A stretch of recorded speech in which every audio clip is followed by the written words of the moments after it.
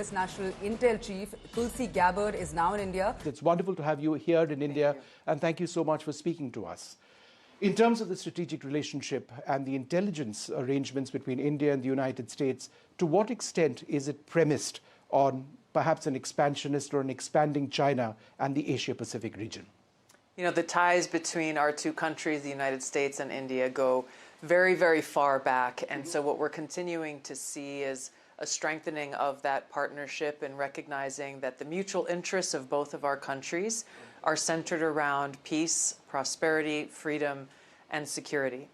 So now as we see a new administration coming in with President Trump's leadership in the United States, of course, Prime Minister Modi's long-standing leadership here in India, we have two leaders of our two great countries who are very good friends and who are very focused on how we can strengthen those shared objectives and those shared interests. So in a sense, it's taking forward what we already have in terms of the strategic partnership, and that's one of your primary goals, right? It is. And how were your meetings to that end? It is. I've been having great meetings, and of course this began with Prime Minister Modi's visit to President Trump in Washington, D.C., very shortly after he was inaugurated back into office for a second term, where they really set the tone and set the vision for where a stronger U.S.-India partnership and friendship can lead to.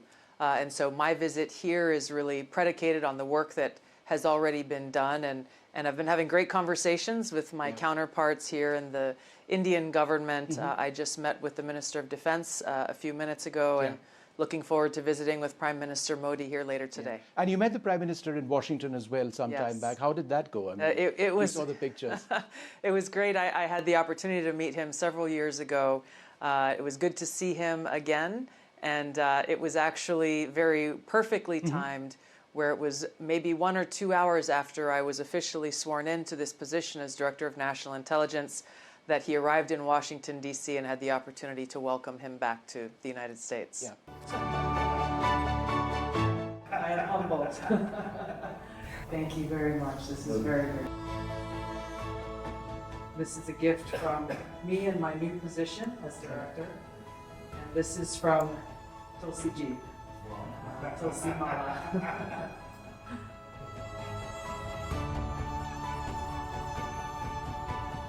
You've had your meetings with Mr. Doval and the other Intel czars.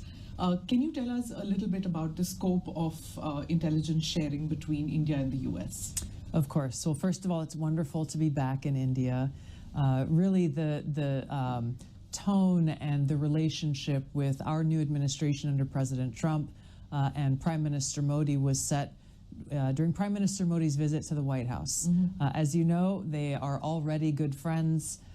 It was a very great opportunity for them to share their joint vision for the U.S.-India partnership and the opportunity for us to continue to strengthen that partnership. So the meetings that I've had here with different Indian government officials and intelligence officials really is set on that foundation of how we can continue to integrate, how we can continue to strengthen our relationship, not only, of course, in my area of intelligence, but we're looking at commerce and trade and defense and education. There's nothing but opportunity that I see here in the U.S.-India partnership. Well, you spoke about commerce and trade. Of course, there's a lot of anxiety among Indians about the tariff regime.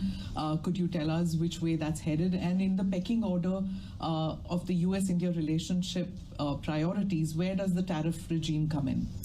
You know, what I have heard from the Indian government officials that I've spoken to over the last few days, there is an opportunity here to see more potential for the strengthening of our economic relationship.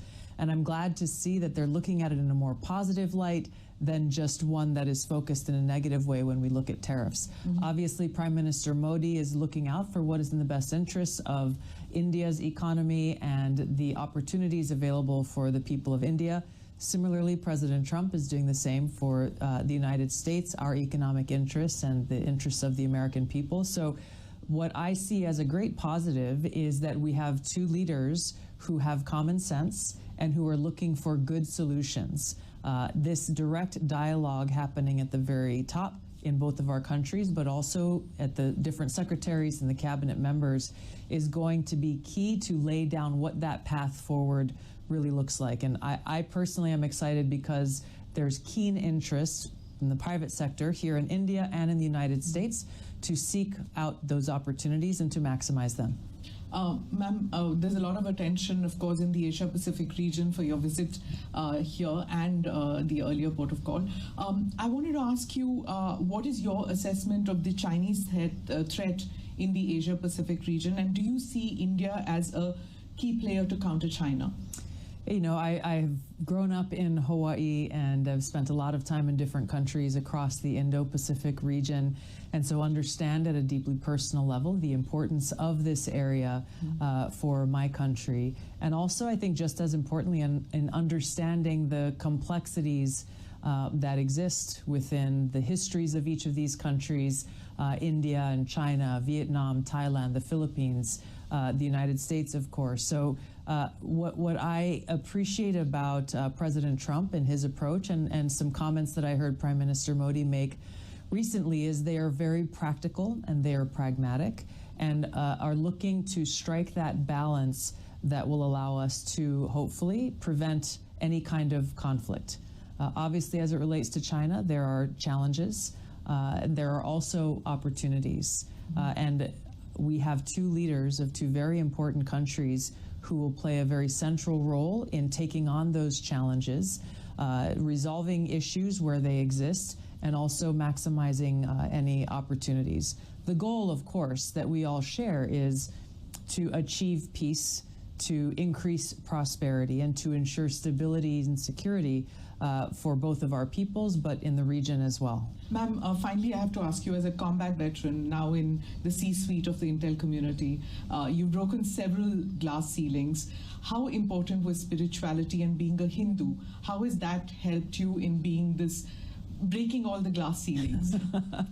Well, my own personal spiritual practice, my personal relationship with God is the center of my life, and I do my very best every day to live a life that is pleasing to God. And what better way to do that than to do my best to be of service to all of God's children. And so in different times of my life, whether serving in war zones in different parts of the world, or the challenges that we face now, it is Krishna's teachings to Arjuna in the Bhagavad Gita that I turn to in the best of times and the worst of times, and continuously learn critical lessons from Krishna to Arjuna that give me strength, that give me peace, that give me great comfort through all of the days. You know, we don't have a Intel chief who's a woman. You have broken that, and you've given a lot of hope for young women, even in our country.